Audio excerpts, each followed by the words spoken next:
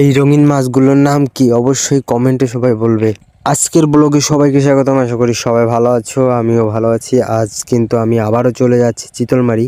আর চিতলমারি যাওয়ার পথে একটা সুন্দর একটা রাস্তা আর সবুজে গাছপালায় ঘেরা একটা সুন্দর প্রকৃতির একটা দৃশ্য দেখায় দিলাম। আর এই দেখো, আমি চিতলমারি এসেই দেখি একটা ঘরের সামনে কি পরিমাণে হচ্ছে গিয়ে এই যে রঙিন মাছ। আর তোমরা যদি এই রঙিন মাছের নাম জানো অবশ্যই সবাই কমেন্টে জানাবে এইটার নাম কি। আর এই ধরনের ভিডিও পেতে কিন্তু আমার ইউটিউব চ্যানেলটাকে কিন্তু সাবস্ক্রাইব করবে।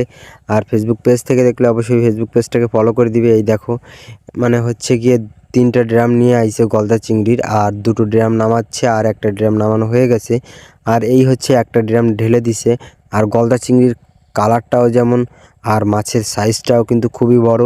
আর এই পাশে হচ্ছে গিয়ে দেশি যে চেলাপুঁটি মাছ, এইগুলো হচ্ছে গিয়ে বিক্রি করতে নিয়ে আইছে চিতলমারি। এই দেখো, দেশি মাছ একদম। আর এই দেখো, এই যে